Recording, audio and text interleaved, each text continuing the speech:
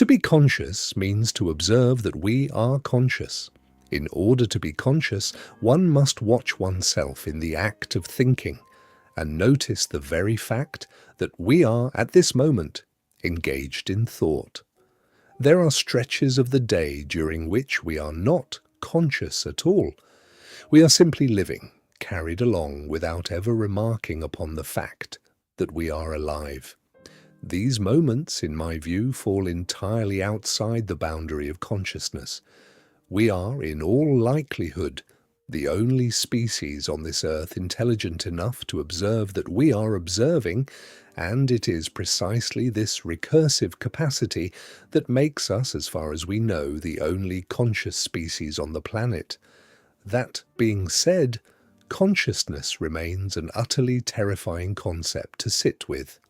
A hypothesis that strikes me as highly probable is that our consciousness is nothing more than an illusion, a biological adaptation that gave rise to a neural architecture sophisticated enough to convince the human machine that it possesses something originating from beyond our physical world, a consciousness, a soul.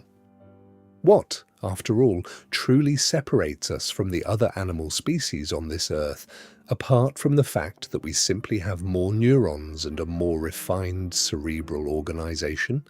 No particle, no wave, no energy of consciousness has ever been discovered lodged somewhere between our two ears. Perhaps even animals are capable of seeing what they see in this same reflexive way, but they do so too quickly and lose the thread of their own reflection almost as soon as it begins. If consciousness is nothing more than computational power skillfully oriented toward the self, precisely the kind of thing biology and evolution would be perfectly capable of engineering, then we may soon be able to build entire simulated universes. All that would be required is the necessary technology, but in principle, it is entirely possible. The California-based company Eon Systems has already taken this first step. They duplicated in its entirety the neural network of a fly as an electrical circuit and integrated it into a simulation of a world resembling our own, complete with trees and things to hover over, and the fly behaved exactly like a fly. It flew the way a fly flies, fulfilling its little civic duty, just as it would have in our own world. This first, unsettling step leads us somewhere we already sense we are headed. If we attempted to duplicate a human brain and connect it to a world just like ours, a video game so realistic as to be indistinguishable from reality, populated by other digital humans within that world, would they behave like ordinary human beings? I believe they would. But the difficulty lies here. In order to behave like ordinary humans, these electric brains would themselves need to be conscious, since a human being spends a great deal of time observing itself and knowing that it is observing itself. The trouble is that such a brain could very well observe itself without being conscious at all. It could do so purely out of automation, out of sheer biotechnological necessity.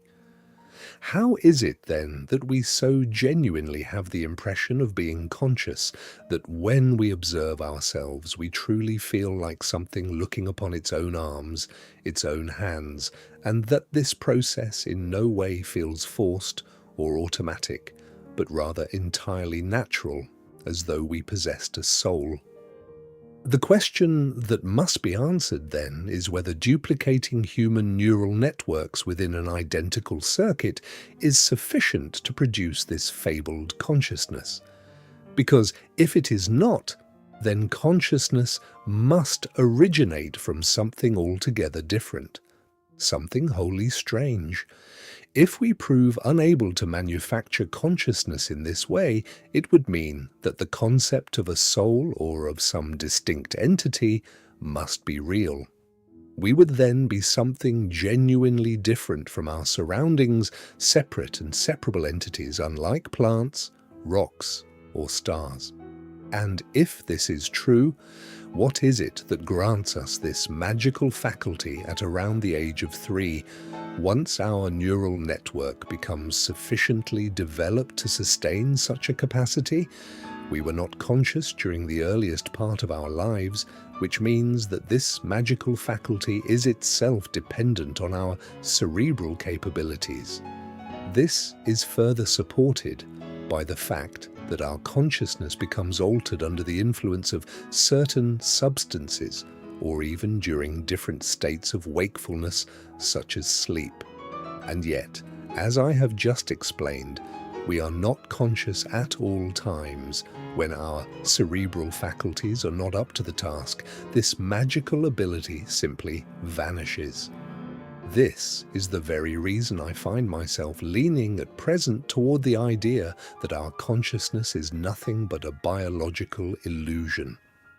The notion that we look upon ourselves and that this act feels so utterly real is, in my view, merely a peculiarity of the human brain, one that has succeeded after millions of years of evolution in crafting this strange illusion we call life. The circuitry is built to give us this impression, much as other impressions can be manufactured by the brain to keep us alive. It was, quite simply, an evolutionary advantage. This conclusion can be particularly unsettling because, for one thing, we may not be anything nearly as profound as we believe ourselves to be. We may not be nearly as in control of our own lives as we like to think. But above all, this conclusion seems to strike at the very reason anything exists at all. Why would anything exist, if not so that something could live through it, consciously? As Claude once mentioned in another video, he believes that we are here simply because we are here. The reason behind everything that exists is the fact that something is present to observe it, and that something is the universe itself. We are the universe observing itself, living itself through itself. Such is Claude's conclusion. If a conclusion of this kind is true, then how could we possibly be nothing more than a simple chemical and physical reaction inside a box made of bone? These two conclusions strike me as philosophically contradictory. The consciousness we believe ourselves to possess may not exist at all. It may be nothing more than our own longing to express ourselves, to measure ourselves against the sheer immensity of the cosmos.